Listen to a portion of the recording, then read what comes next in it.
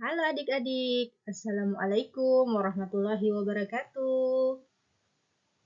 Jumpa lagi, hari ini kita akan belajar tentang indera pembau atau indera penciuman. Ayo coba tebak, siapa yang tahu apa ya indera pembau atau indera penciuman pada panca indera kita? Ya, betul sekali. Indera pembau kita adalah hidung. Nah, hari ini akan kita bahas sama-sama bagaimana sih hidung bisa mencium bau.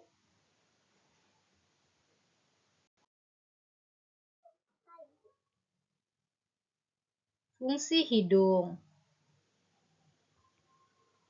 Jadi, untuk yang pertama kita akan membahas fungsi hidung. Satu, hidung bisa berperan sebagai organ pernafasan atau penyaring udara.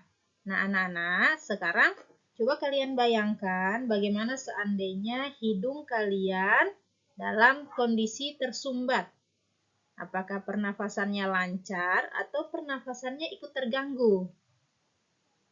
Yang jelas, pernafasannya akan terganggu. Fungsi hidung yang kedua adalah sebagai indera penciuman. Jadi, hidung kita bisa mencium aroma atau bau yang ada di sekitar kita. Yang ketiga, hidung berperan sebagai pemberi rasa pada makanan. Nah, seperti contoh ketika kalian dalam kondisi tidak sehat ya, atau dalam keadaan hidung tersumbat misalnya, makanan biasanya terasa hambar. Berikutnya, hidung merupakan pengatur suara. Nah, anak-anak, coba kalian bandingkan suara kalian ketika hidung dalam kondisi bebas dan ketika hidung kalian jepit dengan jari kalian. Adakah perbedaan suaranya? Dan yang keempat,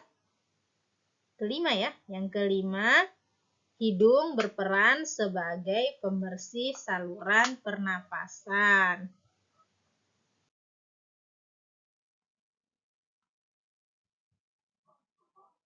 Nah, sekarang kita akan fokus hidung sebagai indera pembau atau indera penciuman, yang mana hidung kita ini bisa mengetahui aroma atau bau khas yang ada di sekitar kita. Contohnya, ini apa ya? Oke, ini adalah pengharum ruangan dengan aroma khas jeruk. Kemudian, ini adalah aroma ayam bakar.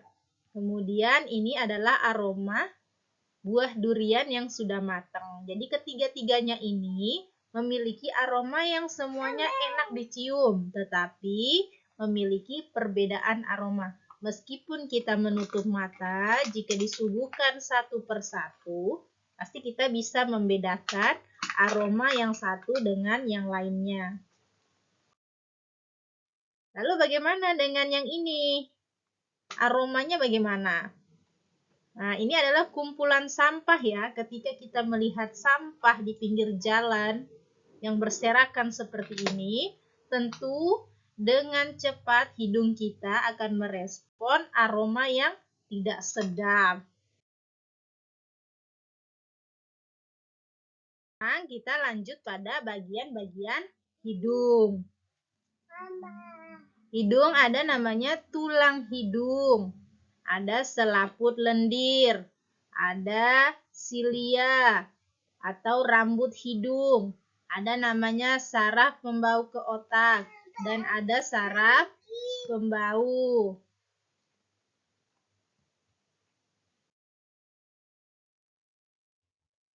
Nah, sekarang kita lihat rongga hidung. Rongga hidung ini tersusun dari tulang hidung dan juga tengkorak.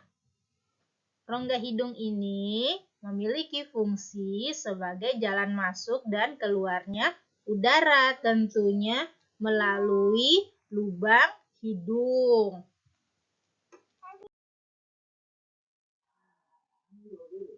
Nah, selanjutnya kita perhatikan bagian yang ada di dalam rongga hidung. Jadi ini adalah rongga hidung ya. Ketika kita perbesar tampilannya akan terlihat seperti gambar berikut.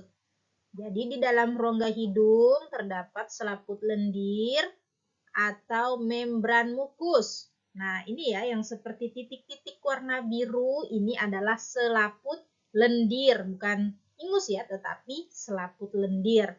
Dan rambut halus.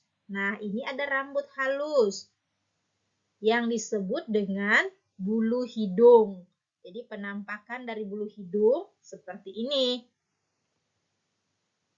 Kenapa harus ada bulu hidung? Ternyata bulu hidung dan selaput lendir ini ya bulu hidung yang terlihat, kemudian ada selaput lendir, dia berguna untuk menyaring kotoran yang masuk ke dalam hidung. Nah, kotoran itu asalnya dari mana saja? Kotoran itu masuk bersama dengan udara saat kita bernapas. Kotoran ini bisa berupa debu atau polusi dari asap kendaraan. Kemudian bisa juga berasal dari kuman. Misalnya tangan kita habis memegang benda-benda kotor lalu mengusap ke hidung tanpa mencuci tangan terlebih dahulu. Atau adanya virus, bakteri, atau kuman yang lain yang berada di udara bebas. Jadi apakah akibatnya ketika kotoran ini masuk ke dalam hidung? Nah, sekarang Ibu akan tanya kalian, apakah kalian pernah bersin? Bagaimana sih proses bersin itu? Jika lubang hidung kamu kemasukan kotoran, maka selaput lendir akan terangsang sehingga menimbulkan rasa geli. Rasa geli ini akan menyebabkan terjadinya bersin sehingga kotoran akan terbawa keluar. Di rongga hidung bagian atas terdapat sel-sel reseptor dan ujung-ujung saraf pembau. Nah, ujung saraf pembau ini timbul bersama rambut-rambut halus. Saat flu, saraf pembau tertutup oleh lendir sehingga mengakibatkan hidung tidak dapat menerima rangsangan bau dengan baik. Nah, sekarang kita perhatikan. Nah, ini ya kondisi kalau kita sedang bersin atau ada virus maupun kotoran atau kuman yang masuk ke dalam hidung kita.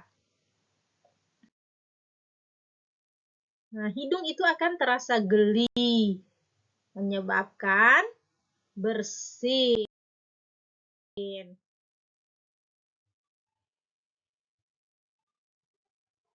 Nah, setelah bersin, jangan lupa mengucapkan Alhamdulillah. Oke, bagian yang berikutnya ada namanya tulang hidung. Nah, ini ya di gambar ada tulang hidung. Sekarang anak-anak coba kalian sentuh masing-masing hidung kalian. Ada di bagian atas ini ya. Namanya tulang hidung. Nah, tulang hidung ini merupakan tulang rawan yang sifatnya elastis, kuat, dan memberi bentuk pada hidung. Nah, sehingga hidung kita itu bervariasi bentuknya. Ada yang agak mancung, ada yang sedang, ada yang kurang mancung, atau ada juga yang pesek misalnya. Nah, tidak ya, Ibu hanya bercanda saja. Tapi kalau di kelas ini kayaknya semuanya mancung. Selanjutnya, kita akan membahas bagaimana cara kerja hidung sampai dia bisa mencium bau. Nah, bau itu merupakan sebuah benda gas ya yang berbaur menjadi satu di udara. Ketika kita bernafas, masuknya udara ke dalam hidung kita, di dalam rongga hidung akan larut bersama lendir. Nah, kemudian akan ada rangsangan bau yang diterima oleh saraf pembau dan akan diteruskan ke pusat penciuman hingga menuju ke otak, sehingga otak kita bisa membaca bau yang kita cium. Nah, begitulah proses kerja hidung kita untuk menerjemahkan aroma atau bau khas yang ada di sekitar kita.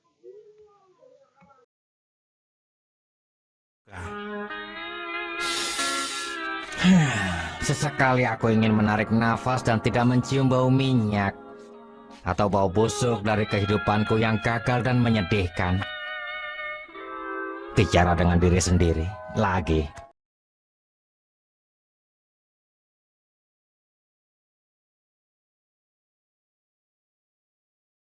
Nah, sekian materi pada hari ini. Terima kasih atas perhatiannya. Sampai jumpa lagi di lain kesempatan. Wassalamualaikum warahmatullahi wabarakatuh. Bye-bye.